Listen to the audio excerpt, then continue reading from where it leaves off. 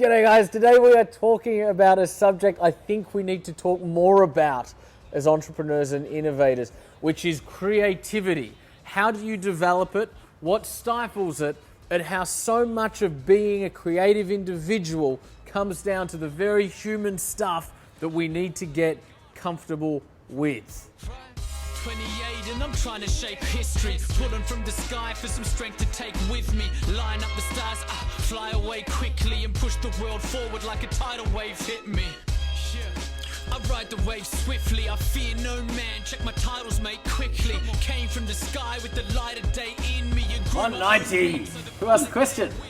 Maria Fernanda Ferreira. Maria Fernanda Ferreira. Mm-hmm.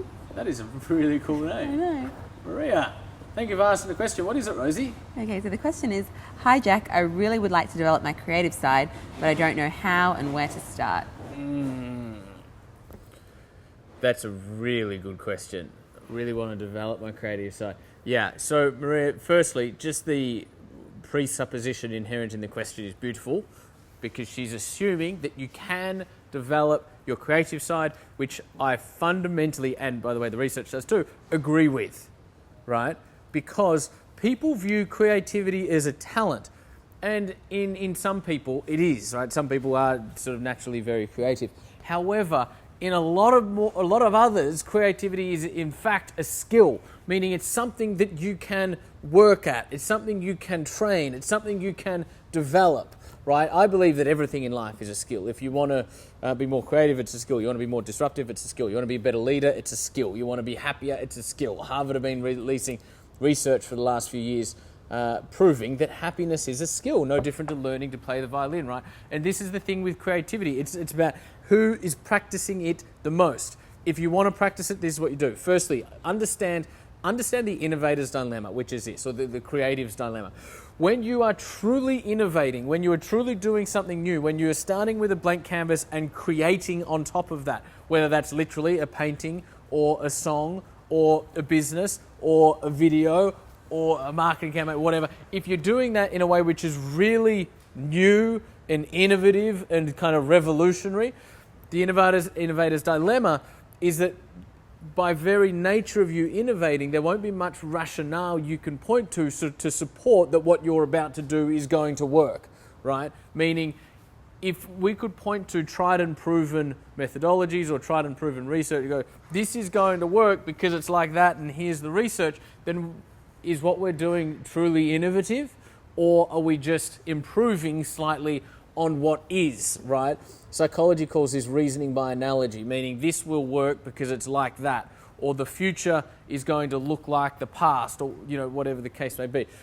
Reasoning by analogy is the creative's worst enemy, and it's the innovator's worst enemy because it forces us to think through the lens of the past when envisaging what we're going to create in the future, right? So what that speaks to in terms of how to develop your creativity is don't be too concerned, throw out all concern with needing to justify whatever it is that you are creating. Is that fair enough, or does that sound too extreme? Okay, cool. So, guys, taper that, right? If you're in business, there needs to be an element of proof of concept, do your research, all of that sort of shit. Don't take what I'm saying too far. All I'm saying is that when you are creative and when you are truly innovating, you will not have the same degree of proven research or rationale that someone who's going to start another bakery will. Because I'm going to start another bakery, they can go and look at any great bakery and I just do what they do and I'll do it 10% better. That's not innovation. That's not really creative, right? When you're truly creating something new, you've got to release your need for other people's proven results, right? Because you're doing something truly new. The other thing is that you need to become really comfortable in discomfort, right? One of the greatest books I've ever read on creativity is called Creativity Inc. by a guy called Ed Catmull, and Ed's the president of Pixar, and he was also the president of Pixar when Jobs was CEO. And the most pertinent piece in that book is where it's actually quoting a friend, but one of his friends who's also at Pixar says, we've come to recognize discomfort as an indicator of innovation. We've come to recognize when things don't work the way we want to as a validator that we're doing something that's truly new.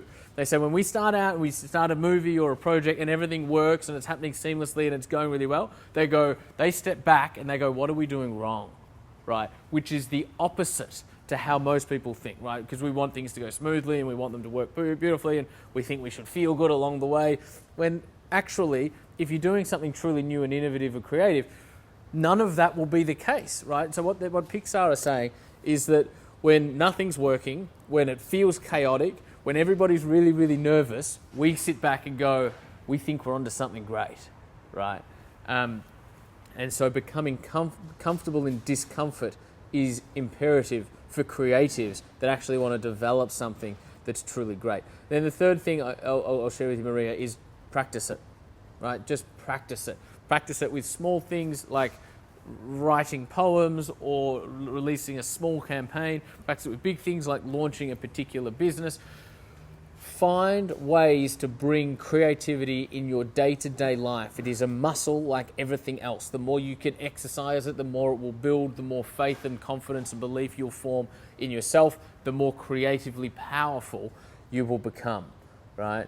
And so release your need to be comforted by the opinions or the research or the data from other people.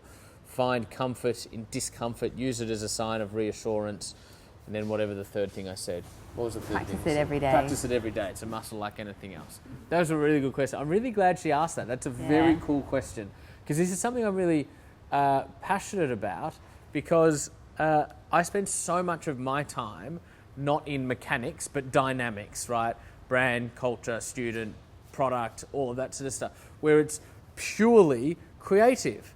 And when you're engaged in stuff that's purely creative, don't show me your fucking spreadsheets. I don't want to see the spreadsheet. I don't care what was said in this fucking, this is a creative endeavor. And I think creativity is something that is still really misunderstood, particularly by the business world. Whereas if you look at a Steve Jobs, if you look at a Richard Branson, if you look at a Oprah Winfrey or a J.K. Rowling or a Sarah Blake, you look at any great entrepreneur, fundamentally, they are incredibly creative and incredibly influential and powerful at creating great dynamics and then bringing people in to turn that into mechanics and operationalize. But this is a conversation that we as business owners certainly need to have more of. Creativity and innovation. Good episode. Thanks, Maria. What that means right now is my head's in the cloud with my feet tied down. Looking at the world